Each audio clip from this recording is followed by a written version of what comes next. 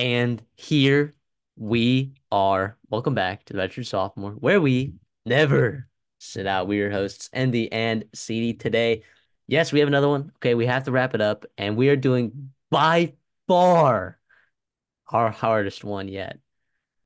We're talking college fantasy football drafts, okay? And we do them a little differently around here, right? And we'll explain it to you in just a second. But we're taking wide receivers, well, actually, pass catchers. There's just a lot more wide receivers, I think, out there than tight ends that are really worth taking. Although there's some tight ends out there that we could definitely consider taking. But yeah, I mean, just stick around, okay? Hear us out on these. Okay, you're gonna get to hear a lot of, I mean, some sleepers. This list is so insanely volatile. Like, I am so nervous. I felt great about my quarterback drafts. I felt great about my running back draft picks. Stole some guys from CD that, he wanted, which was huge. Make sure you guys go check out those videos as well. And, if you like that content, you like this content, just like the video. It's a simple rule that we have here. And also consider subscribing. All right, you guys have been awesome. We appreciate you checking us out. But yeah, I'll explain this real quick. But first, how you doing? Pretty good. Pretty good. I'm good to get back into this one. We took a little break talking about some players you should get to know, obviously, and we're back with these wide receivers. This is just tough. Like you said, there's so many wide receivers, so much transfers happened. You got quarterbacks, you got coaching Coaching changes, so changes. many things to think of, running mates, everything that goes into what happens with a wide receiver and all that. Like it's been tough, but it's been awesome. I think it's great to go and learn about these programs and these schools and figure out like, who are some guys that we really, really like. And like we mentioned in the last ones, you could take some sleepers because you got guys that you feel pretty good about. As long as they stay healthy, which we can't predict, like they're going to put up numbers. But with wide receivers, a little bit harder because they don't control their touches. They don't control, like they have to get the ball thrown to them. And that takes a lot of stuff happening. As you guys know, as football fans, good snap, good protection, good scheme, good throw in the quarterback, and the defense is not there to catch. And so it obviously, yeah, but I'm excited to get into it. Yeah, so the rules are, all right, we get to draft one player from every conference, and we go through every conference first, and you have to draft the conferences in the order that we've selected, which is ACC, Big Ten, Big 12, SEC, Sun Belt, Mountain West, American, MAC, and the CUSA. So you have to take a wide receiver from each of those, and we do it in order. So if I go first, right, and Christopher goes second in the ACC, then Christopher goes first in the Big Ten, then I go second in the Big Ten. Until we get to the wild card round, then it's just back and forth. All right, so that's how we have been doing it. That's how we do it here on this show because we like to talk about more guys than just the six wide receivers that we'd be drafting. We were just draft fantasy teams. But I think this just gives us an opportunity to talk about more guys, and also I think it gives us an opportunity to take more shots. Because how we do this because there's 13 picks, right? Nine conferences, 13 picks. Um, we basically get the top 10 scores are what count towards your points, right? So you basically want to take probably like 11 or 12 guys that you feel really good about, and then maybe just a home run guy. Maybe just a home run guy. Whether you take that chance in your conference or your wild card, is your prerogative, right? So, I mean, yeah, I cannot emphasize how uncertain I am about this draft right now that we're about to do. I can't do it. Although I dominated last year, not gonna lie. This was like the one that I believe I hounded you in this ranking from last year. Yeah, other than me hitting on Roma Dunze, I had a pretty tough outing because I tried. I mean, I just fell in love with the Kent See, State transfers with Cephas. Dante Cephas and um I'm blanking his name at North Carolina, and it just Well, brute. he got screwed. You're talking about Tez Walker, Tez Walker, yeah. which I mean turned out to be a good pick. He just didn't play for part of the season, but he still qualified for our minimums. So, but yeah, this time we've expanded the draft a little bit, so um, it'll encourage us, to take shots like you did last year. And I took my shots. Jamar Thrash, woo, that's what I'm talking about. But I also had Malik Neighbors, which helps big time. I had Marvin Harrison Jr. I had Torrey Horton, so lots of yeah, the wide receivers I did well last year, but that doesn't mean I'm gonna do well this year. But anyways, are you ready to get into it? Let's do it. So because I won last year and I won in every other subsequent draft that we did last year, I actually get to select which pick I want, right? Whether I want the first pick or the second pick. That's just how we're doing it here. So anyone who thinks we shouldn't do it that way can just, I don't know, shove it, whatever. So what I'm gonna do is I'm gonna pick second. I'm gonna let you start and pick in the ACC today. And yeah, look, you got a good list here. Pretty Uh, damn good list. I mean, I'm one, two, three, four, five. You got six guys that are pretty pretty damn good, and you got other Clemson and Florida State and Duke's got some guys. It's a pretty good, Louisville's got talented crew three of wide guys. receivers. Yeah, it's but obviously this is fantasy. It's not like who we think the best wide receiver is. This is who's going to put up the best numbers and or safe numbers or whatnot, what it may be. So with that being said, the first pick I'm going to take Miami's Xavier Restrepo. Right, and I think this is to me it's as good as you can get where you have a floor, a high floor with a good quarterback, good O line, and obviously a very very talented receiver in Xavier Restrepo but also the upside there. Like I said, Cam Ward comes in. I mean, what he did last year with Josh Kelly, Lincoln Victor, Kyle Williams running for his life. I mean, those guys all had 800 plus yards. And Restrepo, right, I think is a guy that's kind of an alpha. And I think he can do some really good things. He had 1,000 yards last year with up and down quarterback play. This year he comes in, and I think he came back good on the NFL, comes back because I think he wants to win, right? But I also think he's going to put up monster stats. And also, not to factor in just the lack of healthy running backs throughout spring and summer for Miami. I think, I feel pretty good about some of those guys being healthy for the fall, but I still don't think that's out of the concern. It's definitely something to factor in here and just gives him the bump ahead of a couple other guys in the ACC. Yeah. Also, how about uh Colby Young getting out of there? Did you already mention that? Yeah, as no Colby Young. Obviously, he's at Georgia now. Now you do got some good players there. Obviously, Miami, that pass catching room is pretty talented there. Right? You got I believe um, Sam Brown coming in from Coastal. Obviously, Jacoby George is still there, and I believe did you pick up the kid from Houston, right? Or Sam Brown's the kid from No. Did they pick up Sam Brown? If they did, then yeah, he was from Houston. But Matthew Golden went to Texas. yeah. I'm sorry, forget that thought here. I'm thinking about the Georgia State or Georgia. I'm sorry, Coastal Carolina kid that I really like. Blanking Oh, on the okay. name. Regardless, yeah, good stuff. Isaiah Vershepel's my pick. All right, yeah, that's a good pick. I probably would have done that too. I just kind of have a feeling though about Alec Manor. So that's gonna be my pick from Stanford. Because yeah, Stanford's in the ACC. Get used to it. All right. And this is a guy that had over 1,000 receiving yards last year. In that Troy Taylor offense. Yeah, he outpaced other receivers on his team by 600 yards. So, to say that he's the number one target is an understatement.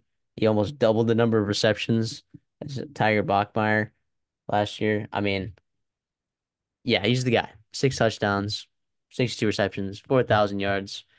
I'm just gonna maybe you got the best guy in the ACC. Maybe you did, but I'm just gonna play catch up. I'm just gonna keep up with you. How's that I pick? mean, I think his floor is super high, like you said, but also, I mean, year two with Troy Taylor with Ashton Daniels coming back, like I think the ceiling is only going to go up, in my opinion, in potential for him. He was heavily considered for me in that first spot. It was down to those two. And by the way, real quick, I want to talk about Sam Brown from Houston, Jared Brown. My apologies there. Jared Brown That's from right. Coastal going to South Carolina. Both excellent players. Sorry to those two guys. But yeah, at Elick, fantastic pick. Yeah, I'll take Alec, and then I'm gonna move over to the Big Ten, and I think this is chalky, but I'm gonna go with Tez Johnson here from Oregon, in that one spot. I mean, he's explosive, like that yak, right? The yards after the catch in that Oregon offense that he's gonna get from those quick RPOs, those short passes. Like, I think they're gonna find ways to get him the ball like under 10 yards. Like, I don't think he needs to be that deep threat, splitting the safeties. Like, he's just gonna get his volume, he's gonna get his touches. I know that Oregon receiver room is loaded. I know, I get it. So it did have some drawback on that part. However, when I look at the rest of the Big Ten, I'm looking at a couple alphas, realistically. Like, I'm looking at a couple alphas. So I think Tez Johnson can potentially explode, potentially outpace all of those guys, even those true number ones for some of those other teams. I think he can outpace them just based on I mean, you're adding some different elements, some different teams in the Big Ten, right, from last year. However, uh, I think I'm more sold on Tez Johnson. Obviously Tez Johnson in the Pac-12 last year, but I'm more sold on Tez Johnson, I think I am on a lot of these other guys. If there was one guy that you could be like, okay, you have to bet X amount of money for this player to hit 1,000 yards receiving in the Big Ten, it would be Tez Johnson. And that's why I think that's the right pick. He was my number one in the conference. I'm gonna go a little bit maybe dark horse route here, but this is a guy that I think is gonna put up some pretty good stats. Got a new quarterback coming into town, Wow, I right? think I know who you're taking. I'm gonna go Wisconsin's Will Pauling. That's a great pick. That's a That great pick. and That's what by I the would have way, done in your for spot. those of you who just say, okay, Wisconsin, they can't throw the ball, whatever. No, no. Last year he was third in the conference in receiving yards, second in the conference in receptions, 6 touchdowns to go on to that, with just absolutely pedestrian to below pedestrian quarterback level play. Right? They had, um, yeah, yeah, Mordecai coming in. You had Braden Locke coming in. I mean, nothing was working really, and Pauling with all that still put up monster stats. I think he's going to be really, really good. Tyler Van Dyke's coming to town. Phil Longo, I think, really, really utilizes him very, very well. And I look around the rest of the Big Ten, and I mean, you could have gone Evan Stewart, could have gone a couple other players. Obviously Emeka Buka, but some of those guys, like, it just worries me with the lack of consistency, playing time. I think Pauling is super high Some floor some crowded and rooms, and Will crowded Pauling's not rooms. in a crowded room. Exactly, alpha guy, and I think that's why I felt good taking him with my pick in the Big Ten. Yeah, that's a really good one, man. And then, yeah, that's a really good one. And then I was thinking about taking him in the wild card. I was kind of hoping that you were going to sleep on him because, you're a big Minnesota guy. But Exactly. That pains me. That pains me to take a guy and admit that he's really, really good and going to be productive for him this year. But I think that's the right one. Yeah. well, then that means you're taking the Big 12, which I think you have to chalk it here. But at the same time, I think there's some other guys in the I Big know. I 12 that could mean, be good. the thing Because is with those guys is if you don't chalk it though, I'm chalking it. yeah, and that means it's a wasted opportunity. So I'm gonna have to go Ted McMillan here. Obviously, Arizona, ungodly stats. He reunites obviously with his quarterback. It's gonna be pretty fun, I think, this year watching him go after Big 12 defense. I mean, last year as a sophomore, 6'5", 210, by the way, 90 receptions, 1,400 yards, 10 touchdowns. Are you kidding me? And that was with a couple of games where you had Jaden Delora starting, and it wasn't until Noah Fafita took over, and obviously he put up good stats with everyone, right? But that was also in a crowded room where you had Jacob Colling as well, Jacob Colling off the NFL. And now it's really McMillan who was a focal point of this new staff to come in and be like, we need Fita and McMillan to stay compete for a Big 12 title. And obviously, going to be big reasons why they're going to be in the thick of it. Yeah, I mean that's on paper that's the right pick, you know. However, I am gonna go a route that I don't think you were expecting because I think there's a lot of guys in the Big 12 here. So I'm ready to take a shot and I'm gonna take a shot early. And I don't think this is that big of a shot. I'm gonna I'm gonna travel over to Stillwater. Yep. Nope, not what you think. I'm gonna go Rashad Owens from Oklahoma State. Whoa. Yeah. Yeah, you're looking at a guy that had 895 yards on 63 touches and 5 touchdowns. Okay.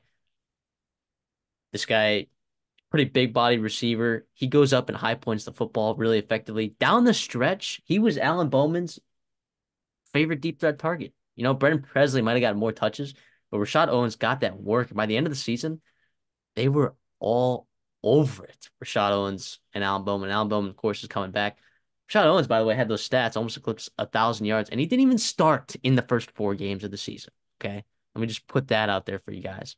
And if you really want to talk about it too, they hadn't really established that run game either.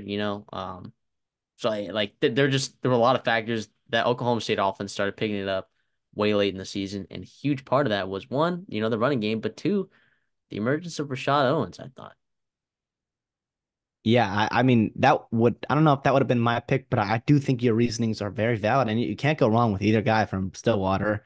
And I think the upside to catch a guy like McMillan is there with Owens, a big play receiver, a typical prototypical number one type receiver, has built that consistency and trust with Allen Bowman. Yeah, that's fantastic for you. I Yeah, it I'm all over I that. do not I'm all envy over though that. with I that. mean, The Big 12, because the problem is with even if I didn't take McMillan, like I would not have known who to take. I mean, you got the Oklahoma yeah, no, State guys, you got Texas Tech, you got the Iowa State kids, Kansas, UCF, Cincinnati, Colorado. Pick your poison with those guys. Like there's a lot of talent in that Big 12 wide receiver room. yeah. I trusted my gut last year in some of these conferences, and it paid off. Like Jamari Yeah, Thrash, taking him over guys like Johnny Wilson or Keon Coleman, it paid off. So yeah. I'm all right with sticking with my gut here. I like my eyeballs. My eyeballs tell me that Rashad Owens is a freaking fantastic player, and I'm gonna select him. That leaves me to picking the SEC. I'm not gonna waste your time. I'm just gonna take Luther Burden right away. Now, I think there's some other guys that are really good. But I think Luther Burden is the safe pick here, and I'm not gonna go crazy and try to pick something. Try to pick a sleeper here, right? Because wide receiver is already a very volatile position, right? But Luther Burden, is getting the touches. He's talented. He's got that yards after the catch. Luther Burden's a special talent over there at Missouri. Yeah, I mean that's the pick. I mean, he probably would go, in that top two, top three of if this was open up for the entire, a wide receiver on the board. I mean, what he does in that system, the talent and the type of player he is, him and Brady Cook. I'm sorry. Yeah, I mean, what 86 else is there to catches, say? 9 touchdowns, over 1,200 yards. Yes, I'm yeah. Yeah, there's not much to dislike there. So you got to feel pretty good about that. And I'm kind of in a predicament here because obviously Luther Burden is that guy in the SEC, and I'll give our audience a little bit sneak peek what's going through my head right now. Um, Really? You're just you've gonna give got me your thoughts for the wild well, card round. I want to talk out loud. I mean, you've got Ole Miss obviously in Trey Harris, and I'm not. There's no secret to anybody. Trey Harris was a top five, top seven, receiver in the conference last year for the SEC. But also, I'm staring at LSU's Kyron Lacy, and I think the upside. I mean, I'm staring at obviously Jaden Daniels had a Heisman Trophy season, right? And I'm not going to expect Garrett Nussmeier to be that guy. I do think he's going to throw the ball extremely well, right? They got a really, really solid O line, two bookend tackles that you love. And what Neighbors and Thomas did with 1,200 yards and almost 600 yards, they had almost 9 receptions. Thomas had 17 touchdowns. And I know the production is not going to be there offensively like it was last year. But I don't know if I trust CJ Daniels, Chris Hilton. I still don't know if he's that guy. Kyron Lacy to me is wide receiver one on that team, and I do think he can play his way into wide receiver one in the SEC and potentially the country. I'm gonna go Kyron Lacy with this pick here. Maybe a little bit risky, a guy that didn't have a ton of yards last year, I don't think but that's look who he's risky. playing behind. I mean, That system, that offensive line, that quarterback. I don't think that's super risky at all. I don't think you could have gone wrong with a lot of those guys up there. And honestly, I don't think I could have gone that wrong with some of those guys up there. Like I don't think the difference between now this isn't talent, right? This is wide receiver fantasy production. I don't think that the gap between Luther Burden and Kyron Lacy is that substantial, right? If you're looking at on paper preseason, right? I don't think the gap between Luther Burden and Trey Harris was that big. You could argue that Trey Harris was more productive last year in less games because he got hurt for a couple games, I'm pretty sure. So, yeah, Trey Harris is a dude. He's a and dude. then yeah, you got some other guys coming up like Eugene Wilson. at Florida, who was just, I mean, one of the best receivers talent wise in the entire country last year. Now he was playing on the same team as Ricky Pearsall. He was a first round draft pick of his own, which we called on this show, but Hmm. it is what it is. So no, that's a it's a good pick for you, which means that you're coming around over there to the Sun Belt and you kind of get your pick of the crop over there.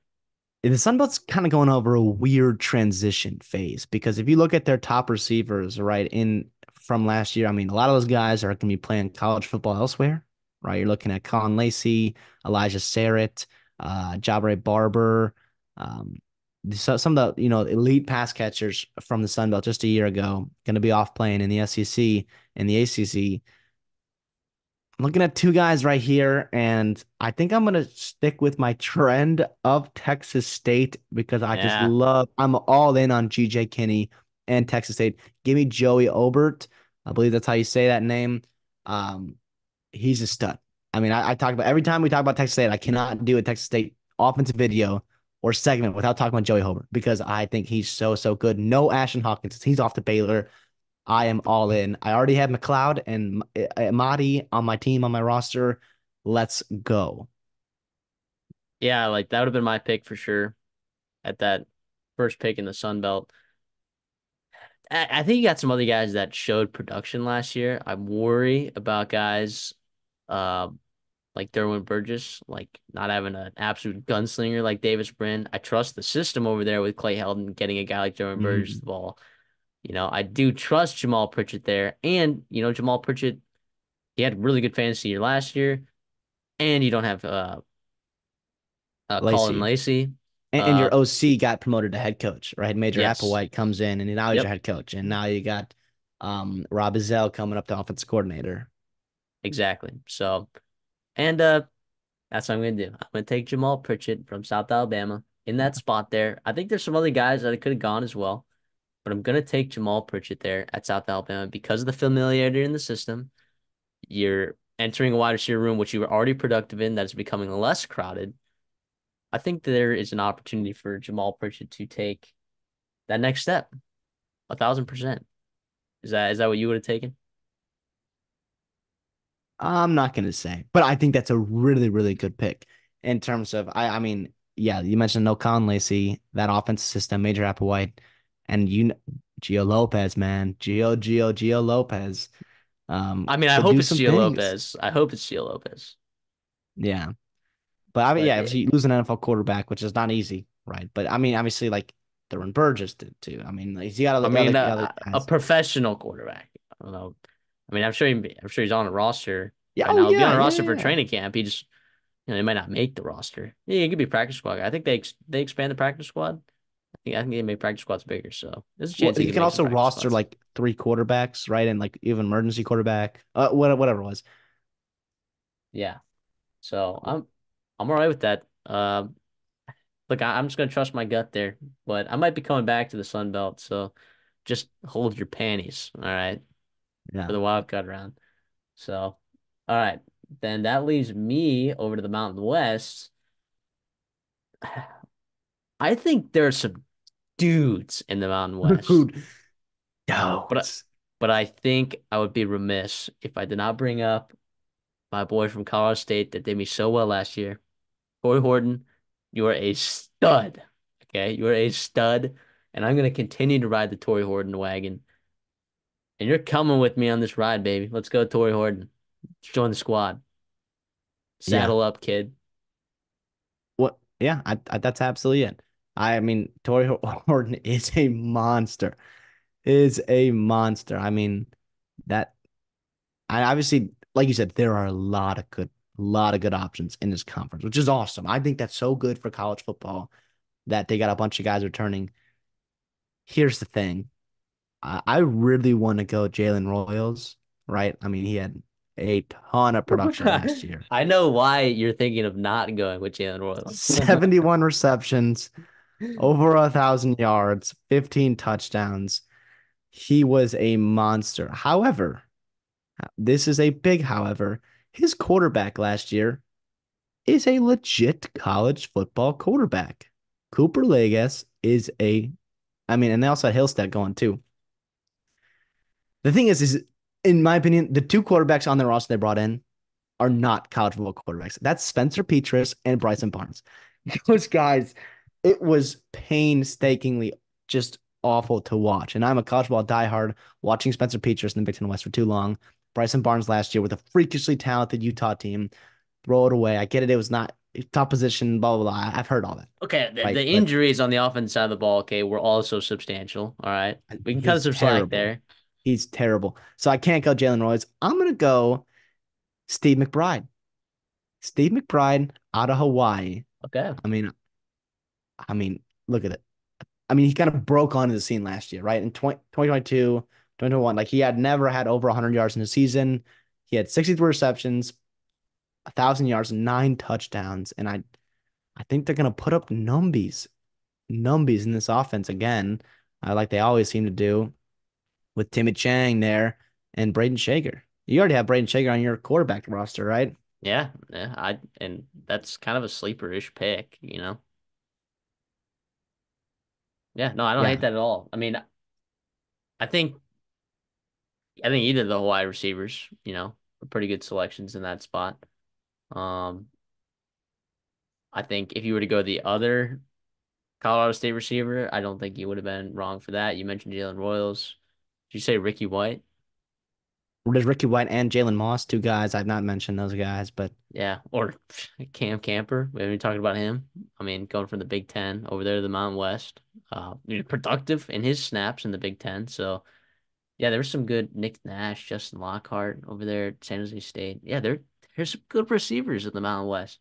And we'll see if either one of us ends up dipping back into the Mountain West. But for now, you're over there at the American. You get your cream of the crop in the American. I think I know who you're yeah, taking, but I'm not worried. I feel pretty good about taking Sean Atkins, right? Yeah. 92 receptions, 1,000 yards, seven touchdowns. And this offense, we keep, I mean, every time we talk about South Florida, we just keep raving about what they're doing there, not only with that program recruiting wise, but also the way, I mean, that offense is just so talented, so explosive. I just feel really, really good about what they're going to be able to do. And I'm sorry, when your competition is Michael Brown Stevens, who, by the way, is getting better every year in college. All right, I get that. But Sean Atkins is the dude on that team, the dude. And I think they're going to really take advantage of that. Alex Golish. Yeah. I mean, it was fantastic for them. You know, it's a good offense. You got a good quarterback. Uh, s- Somewhat favorable schedule. Obviously having Alabama out of conference is not necessarily favorable in that sense, but But yeah, that's their probably secondary, I mean, well, you get them early, it's you get them early. it's still good. It's Yeah. still a good secondary. Still have Well, Malachi Moore, they got good safeties, but their corners, I Keon think, are real Sabb. question marks. Real question marks in that corner. Yeah, they're Yeah, still going to be talented, but yeah, I see your point. I know what you're saying. Uh, yeah, which leaves me with the second pick in the American. I'm going to take Rock Taylor from Memphis and just yeah. ride the hot wave that is Seth Hennigan uh over there at Memphis. And I like myself some Rock Taylor. I mean, this is a guy that was very, very effective last year in that offense. He led the team in receiving yards, 69 receptions, over 1,000 yards, only four touchdowns.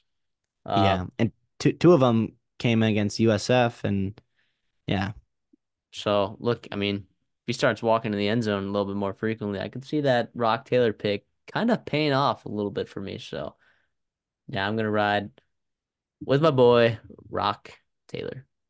well, yeah, and at 6'3", I mean, he should be a red zone threat. He should be a touchdown threat. Obviously, every time they go down there, yeah, that's what I would have done. I think that's the right pick. I was debating between those two, obviously, and I don't think we can go wrong with either one. Um, in the American, Yeah, absolutely. Which means I get to go over to the Mac, and I don't think I'm taking your guy because I think I know who you want, but I'm gonna go with Krishan McCray from Kent State. And I mean, this is a guy that played in, what was it, 9 games? yeah, Uh, had over 600 yards, four touchdowns. kind of was proved himself a little bit later on in the season, but then unfortunately in that Akron game where he was absolutely lighting them up, he goes down with the season-ending injury. I know he didn't practice a lot this spring, okay? Um, but I'm willing to take a shot in the MAC. I mean, how many guys in the MAC are realistically going to have 1,000 yards this year receiving, right? So if there was a conference I'm ready to take a shot on a guy, who's coming back from an injury, um, yeah, I'll go with Christian McCray. By the way, the leading receiver in the MAC last year did not even have 700 yards, and McCray had 609 games. I mean, yeah, I think that's awesome. And by the way, he's like 5'10", 160. That is awesome to root for. Are you kidding me? In the MAC, that's awesome. I'm gonna go a little bit the opposite route, especially body type wise. I'm gonna go 6'4", 230, right? Out of Canton, Ohio. Let's go Harold Fannin Jr., tight end, Wow. running back, receiver, wildcat quarterback, whatever you want him to be. This dude, now here's the thing. Is he gonna put up monster fantasy numbers? Maybe not. But Maybe he could. the potential is there with your rushing, right? With your receiving, your touchdown upside, being a tight end, and the creativeness that they do at Bowling Green, and just the weird, wacky stuff that the MAC is, and with nobody else in that conference that you just feel like it's can't miss guy. To me, this is where I feel like my shot. I can take a guy and by the way, it's not even a shot because I think it's a high floor. As long as he stays healthy, like he's going to see a substantial targets. He's going to have touchdowns. He's going to be creative in the run game, getting some extra points there. So this is it's also a fun one, right? I mean, Harold Fannon's a guy that if you're a frequent Mac watcher, obviously Bowling Green, you know who he is because he gets the ball a ton for Bowling Green, and yeah, I think that's it. I think I don't think there's a huge gap between Christian McCray and Harold Fannin there because I mean, well, one last year, if you're just looking at fantasy points per game, Harold Fannin I think had 13 fantasy points per game, and McCray had 14. So not a huge difference there. And I do think if you're looking at volatility and you want to get on the that second or third standard deviation in the positive direction, I think touchdowns is an important metric to look out for. And I think Harold Fannin is a guy who's going to have the ball a lot in the red zone, like you said, whether it's as a quarterback in the Wildcat, whether it's at running back, whether it's at fullback, whether it's at tight end, in the H back, wherever they're putting him. I think they are going to find ways to get him the ball in the red zone, and he can put it in the end zone that way. Yeah, So he had 4 touchdowns rushing in 2022. Now he had none just a year ago, but I do think, yeah, I mean, they're gonna have fun with him. They're gonna have fun with him. yeah, and I think the MAC, by the way, could be wide open for Bowling Green to take advantage of. So I think Bowling Green has the potential to be one of the quote unquote better teams in the MAC, upper half teams. So we'll see. We'll see if Bowling Green is going to be an upper half team in the MAC. It's gonna rely on Harold Fannin Jr. Wait, did I say Junior? Harold Fannin. Is it Mhm. Harold Fannin Jr.? Is he a I think junior? so. Yeah, Okay, because I just said that instinctively, and I don't know if like I actually just read that somewhere or like I it is actually am Junior. smart. Okay, all right, awesome. You're smart, don't worry. All right, good to know. All right, well, we're gonna head over to the CUSA, and that's gonna be your pick. I I think I know who the right pick is here for you, but I'm okay with getting either guy. I'm gonna go maybe a little bit. I don't know if this is dark horse because to be honest, the CUSA. I mean, you look at Chris Mitchell, CJ Daniels, Kelly Akaryaya from UTEP, Malachi Corley, like those guys they're all gone, right? Cyrus Allen gone. Um, so it's pretty wide open and who's gonna rise to the top. And I'm gonna go Noah Smith out of Yeah, it's the Sam right. Houston State. It's the right pick. 80 receptions, high volumes. I think the adjustment in year 2 in the FBS is going to be one that is greatly beneficial to the whole team, but also Noah Smith. And by the way, let's rewind back to 2021 when Sam Houston State was a juggernaut offensively. I get it was in the FCS. I get that, but they were throwing like 41 points per game. They had 260 passing yards per game, 32 passing touchdowns, 67 total touchdowns, right? I know they were playing SCS. I get that. But I do think in year two, they're going to see a much better, it's going to be a little bit more aggression back to the mean where, the Bearcat offense is a pretty good one. And I think Noah Smith's going to be the beneficiary of that. Yeah, that would have been my pick too. That was the right pick, I think.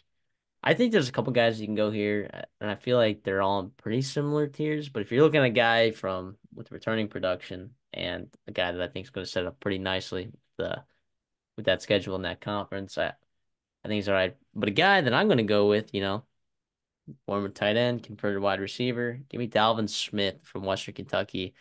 I mean, no Malachi Corley. That's the number one thing. Malachi Corley's like average depth of target was like shockingly low. It was shockingly low.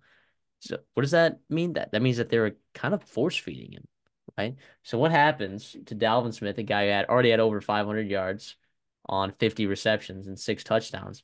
What's going to happen to Dalvin Smith's production when you take out of the equation the production from force feeding Malachi Corley? Also, you're gonna have two new quarterbacks, and I think Austin Reed was a really good quarterback, but I do think that these two quarterbacks with TJ Finley and Caden Veldkamp, I think both these guys have the potential to be better.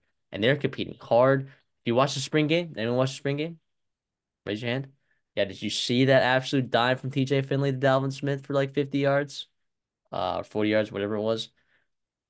Yeah, that's the kind of connection that's awaiting this Western Kentucky team in the future. So I think Noah Smith was probably the right pick for you, but I'm okay with Dalvin Smith in this spot. The upside is there with Smith. Obviously, you mentioned the Malachi Corley, but I do think like he factors so well in. He benefits so much from maybe a little bit of shift in offense, pushing the ball down the field with TJ Finley's arm. I mean, you're 6'3", 4'5". I mean, that's a good recipe for a guy like TJ Finley in that conference where you can beat some guys deep, win some one-on-one balls. Obviously, get that fantasy production way up there from just a year ago. Yeah, Dalvin Smith was my number two. That was the debate for me. Noah Smith, Dalvin Smith. And yeah, I feel pretty good about my guy, but obviously Dalvin Smith, damn good himself. Yeah, and that's going to wrap up our conference picks. So that's going to leave us in the wild card, and I get the first pick of the wild card, which look sounds great and all, but there are so many dudes left on the board, and it's like, oh, do I use this to take a shot? Do I just use this to get a guy? I think I'm just going to use it to get a guy.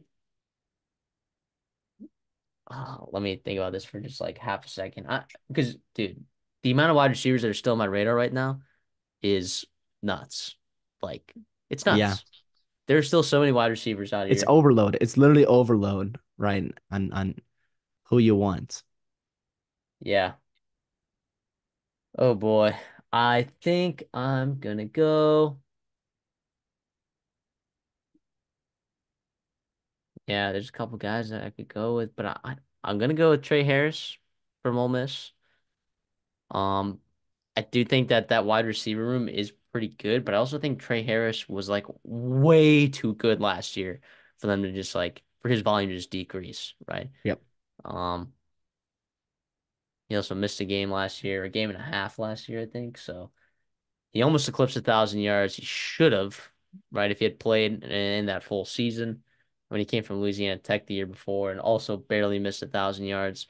I think it's just waiting to happen, and dude, when I watch him like high point the football and make these spectacular acrobatic catches, like, dude, he's so good. So I can't not take Trey Harris if he's still on the board. If I wasn't picking first in the SEC, like if I was picking second, you'd pick Luther Burden. I might have taken Trey Harris in this spot, to be Yeah. honest. Even though I know you like Kyron Lacy, I think I would have been okay with taking Trey Harris in that spot. I mean, look, he had a game with over 200 yards against Texas A&M, of course. I mean, a couple games. Yeah, he got hurt pretty early. He didn't even, did he get hurt in the Alabama game and then like the LSU game? No, no.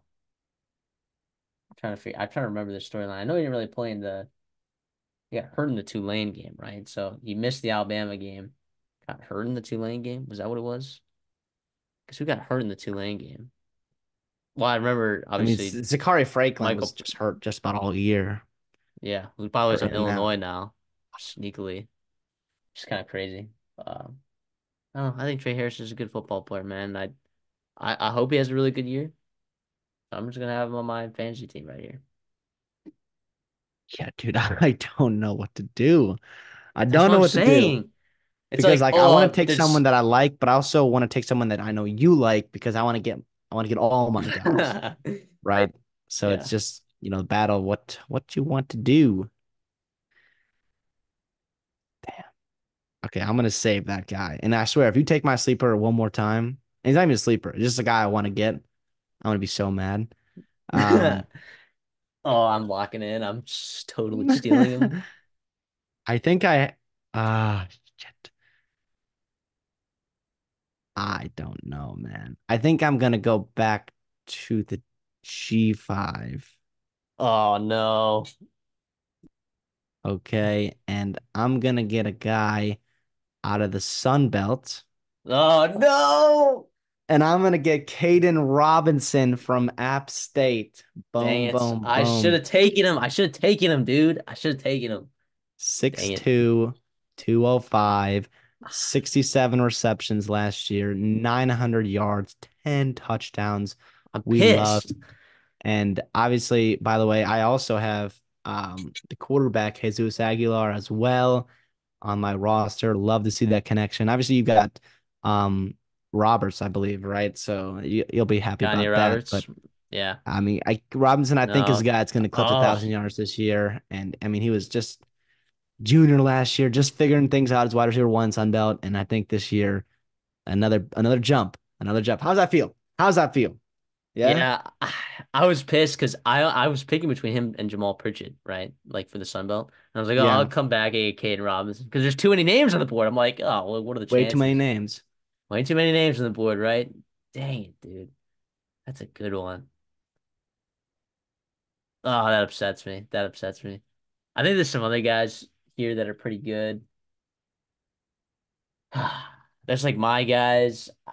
I know I know you know what I like in some of these receivers. Yeah. So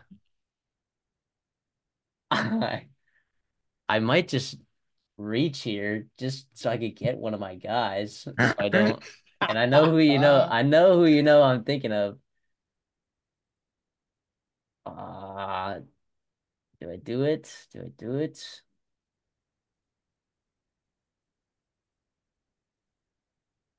Yeah, I'm gonna go with Josh Kelly, Yeah. Yep. Texas By the way, Tech. I almost took him. You're pretty lucky. I almost took him. Well, either way, you're gonna steal this guy, asshole. So Yeah. I'm just gonna ride Josh Kelly, Texas Tech. I mean, dude, like my theme of this draft, right, has been guys that I like watching, right? Not just guys that are productive, but like guys I like. Trey Harris, I like watching. Luther Burden, I like watching. Rashad Owens, I like watching. Alec Aomanor, I like watching. Josh Kelly, I like guys that are just like insane athletes out there that can just go get the football, man. They can just go get the football. And Baron Morton, I've said my things about Baron Morton as a quarterback. However, he's not going to be playing hurt. I happen to believe that their offensive line isn't the worst thing. You know, it's a new Big 12. Their schedule looks a lot easier than it has in the past. I'm all over Josh Kelly here, and I think he's the wide receiver that emerges in that Texas Tech room because I think he is a stud. At Washington State, I said this on the channel so many times. If you want to check out our transfer portal video, make sure you go watch our Josh Kelly one. You can see the highlights on there from the Oregon State game alone are unbelievable. This guy's a miraculous athlete. So I'm so high on Josh Kelly. So I'm glad that I could get him before you could get him. Yeah. I mean that's pretty damn good. I'm not gonna that's a great pick. Now the reason I would have taken him because I knew you wanted him, right? There's another guy out here that is a little bit risky, right? And again, I'm gonna go back to G5. And it's risky Okay. because you got a new All right. quarterback coming in. I'm gonna go Ricky White out of Okay. UNLV. Yep. And Matthew Sluka, obviously coming in from Holy Cross. All right, those of you know Bob Chesney, that was his quarterback, and he was hurt, I believe, a little bit last year, and kind of up and down at times, but he really picked it up starting in. Um, I'm sorry, he started hot and then he got hurt. My apologies. Then he got hurt, and it kind of up and down towards the end, but I think he can do some good things. Obviously, he rushes the ball a little bit more than I would like him to, which is a shame. I was not going to help my guy, Ricky White. But Ricky White's a stud, right? Make no mistake about it. Ricky White is a stud. 1,400 yards, 88 receptions, 8 touchdowns. Former Michigan State wide receiver, by the way. So that's kind of stinks for them. They're missing out on very good talent like Ricky White. But yeah, I feel pretty good about getting him and McBride out of the Mountain West because that conference, we said we're going to come back to. I mean, that conference is loaded. Loaded. No, it absolutely is 1,000%. Here's what I'm gonna do. I'm gonna walk over to the Big Ten. I'm just gonna take a nice little, a quote unquote sleeper because his ADP is so low. But like, let me just take the guy with possibly the highest upside on this entire list. I'm gonna go ahead and take Zach Branch from USC, and I'm just gonna be very happy about that. It sounds like you wanted Oh. someone else in the Big Ten. Now I'm looking at some guys in the Big Ten, and I'm like, No. I like a lot of these guys. However, Zach Branch with his upside. I'm all right with taking a shot on Zach Branch because, again, another guy. What's the theme of this draft? Guys I like watching. That dude moves differently. All right. And when people make the comparison to Tyreek Hill, like, they're not crazy. Like, those are not the craziest comparisons I've ever seen. Yeah, Zach Branch dude. actually moves that differently, right? And not that returning touchdowns are like, a valid source of fantasy points, but I, I picture him having 3 or 4 returning touchdowns this year. Like, he's that good, that fast, that explosive. Dude, you look up like wide receiver ones, right? And Lincoln Riley systems, they all are just they go nuclear. They literally go nuclear, all of them. And I mean, you could pick your poison on who you think is gonna be wide receiver one. If I was a betting man, it would be Big Z, Zachariah Branch, obviously, and Or Lil Z. um Lil Z. So yeah, I thought you were gonna go a different direction with that pick. I do not hate it at all. I mean, that's gonna be one that I think is gonna haunt me that I let him go to your team. Um, so that means we're both at 2 picks, or no, that was your That third was wild my card, that right? was my third wild card pick, yeah. Okay, I'm gonna go back to the ACC well. All right, back Oh, into not to Power the Big Five. Ten, well, because it sounded like you were looking at someone over there in the Big Ten. You sure you don't want this guy? I think I'm okay. I think I'm okay. I just want to make sure I get this dude before I know you're gonna take him. And when you think of this school, maybe you don't quite think of, elite offensive potential at the wide receiver position. But let me introduce you to Virginia, who had 2 wide Yeah. receivers put up monster numbers last year. Malik Yeah. Washington, 110 receptions, 1,400 yards, 9 touchdowns, was famously called a bowling ball by Matthew last summer. And in Virginia, in our Virginia Pride video, Malachi Fields is going to be my dude in 58 catches, 81, or I'm sorry, 811 yards, 5 touchdowns. There's so much production left to be had. I get it. They went out, they got Chris Tyree, they got Andre Green, they got some other guys in the portal. I get that. I like that. Good for them. But Calandria, right? And Malachi Fields, big dude, big bodied receiver, 6'4, 220, the opposite of Malik Washington. He's gonna put up stats. I have no doubt about that. I feel really good about his floor and the potential ceiling he could have in the ACC. Yeah, that's a good pick, dude. I mean, because I think back of too, like some of those other like Virginia receivers. Now this was like more uh Robert and I Virginia, but they had some good receivers, man. Like they've had production there at the receiver position. Yeah. And I agree with you. I do think that Malachi Fields can kind of continue that production that he had uh last year and take that next step with Malik Washington out of the equation. So now I the last pick, there's some guys that I really like. I'm looking at the Big Ten. No, I'm not looking at the Big Ten. I just wanted to scare you. Uh, or am I looking at the Big Ten? Like, guys, just so you know, like I have my list of guys, but it's like you have to kind of tailor this. I'm not drafting just like my 1 through 13, right? I'm drafting like trying to find some explosion in some places too, and it's kind of in terms of like upside, it's kind of running thin out here. Here's the question. It's like, do I go for the home run or do I just go, here's what I'm gonna do. This might be the only true freshman that any of us takes, Wow. but I think I'm gonna do it. I think I'm gonna go with Jeremiah Smith, man. Wow.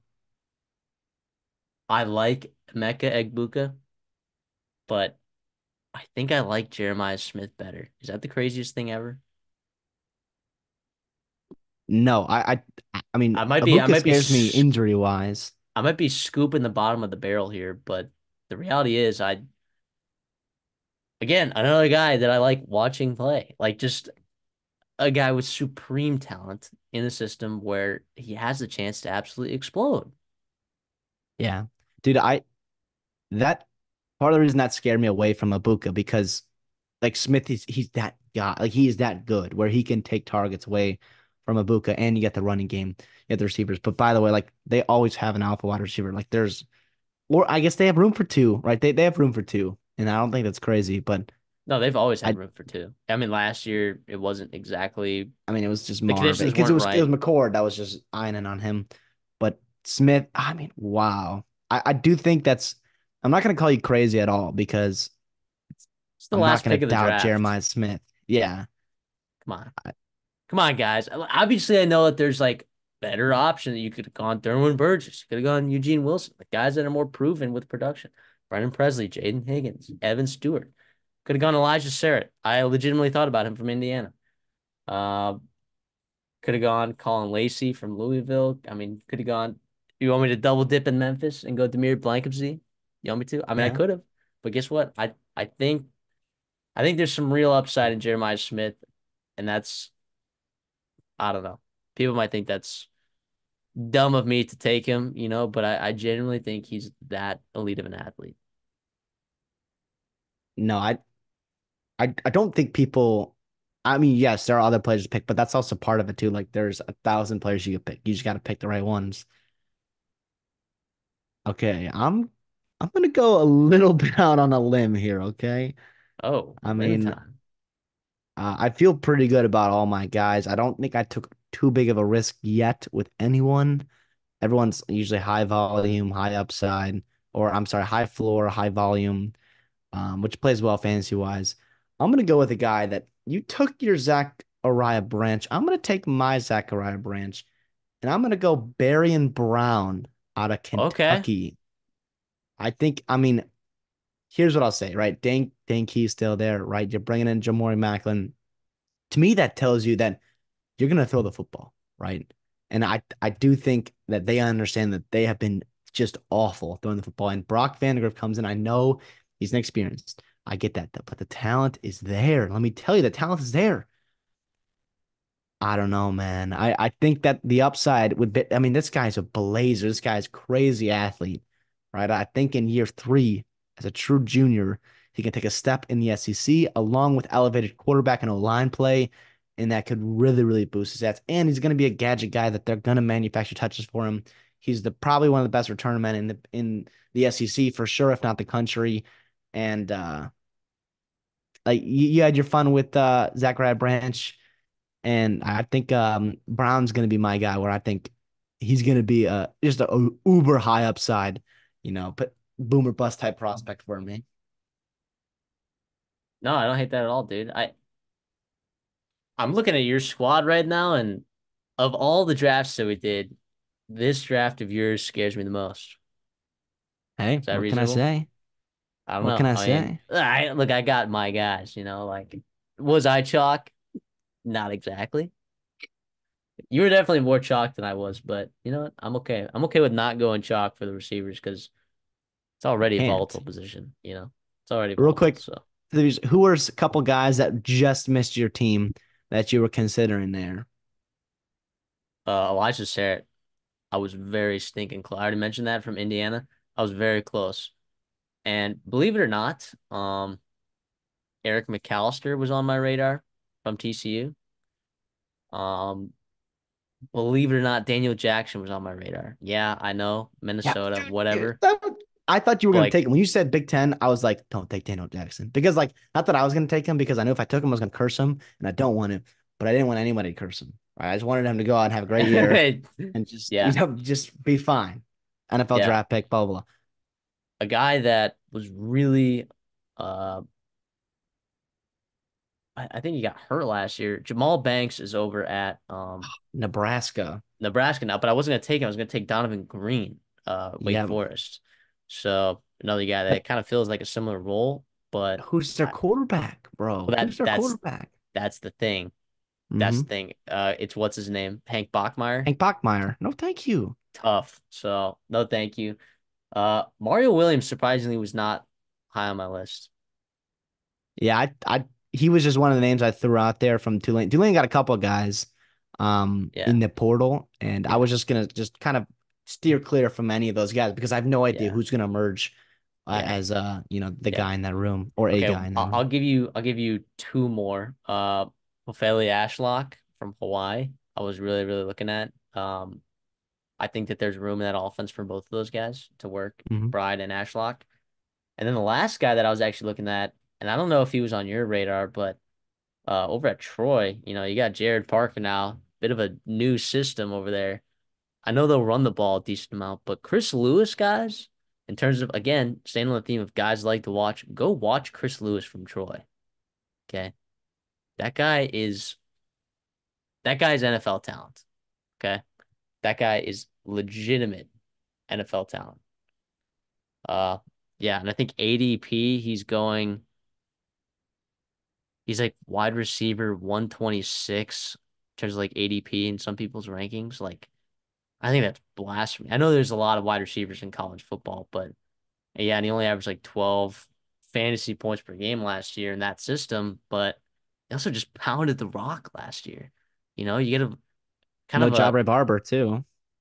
no, yeah, no Jabari Barber. He's over at Texas A&M. So like that is a guy that like I think when I go back and look at everything that we took, um, I think of all the guys, I think I'm gonna regret taking Jeremiah Smith over Chris Lewis or Elijah Surratt.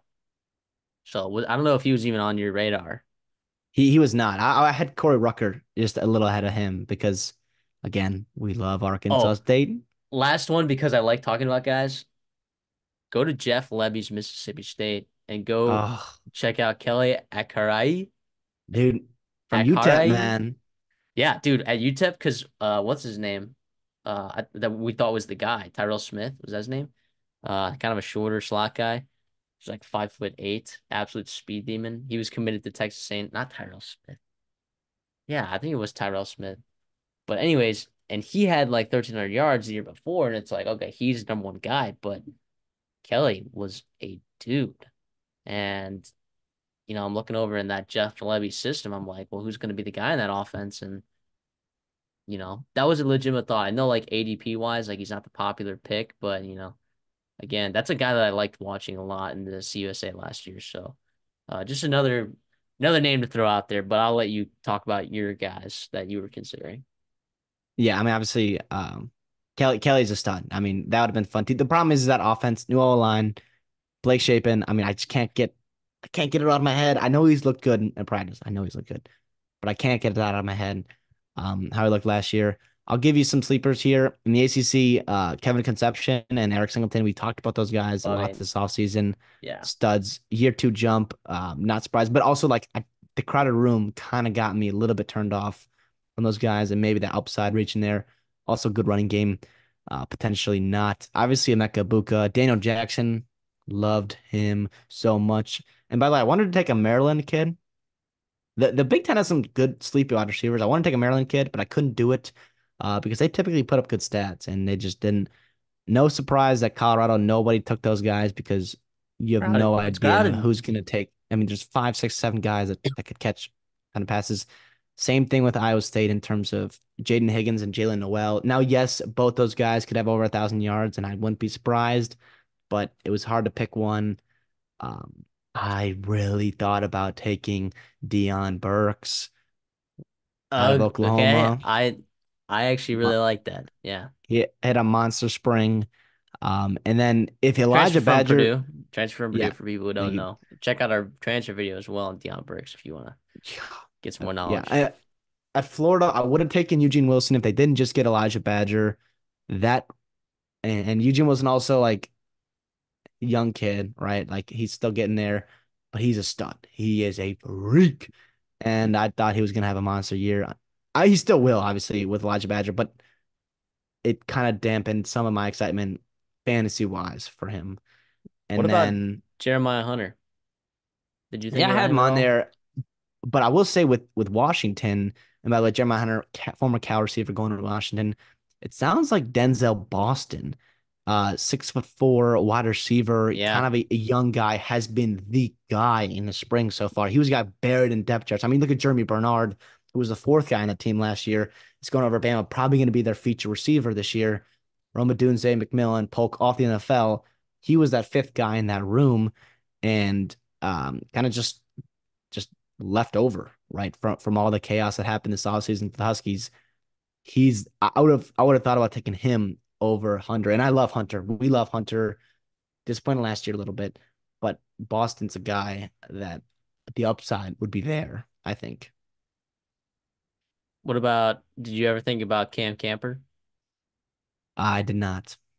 Okay. I don't think I was gonna pick him over. I mean, obviously the guys we talked about, right? Joey Hobart, Jamal Pritchard, Caden Robinson, Chris Lewis.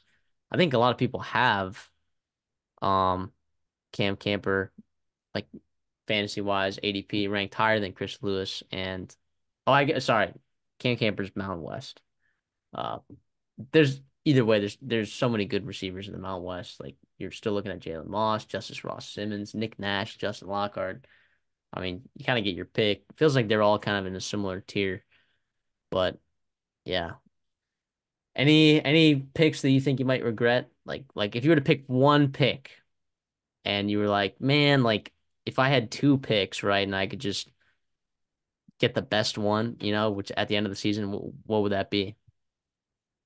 Now, obviously, like in terms of like one guy I would want to have, Like, or like say Barian Brown. I know you already talked about sleepers, but like, are you regretting taking Harold Fannin or Noah Smith, or like, are you like, hey, I wish I could have taken both of these guys and just seen how it played out, but instead I had to settle for one.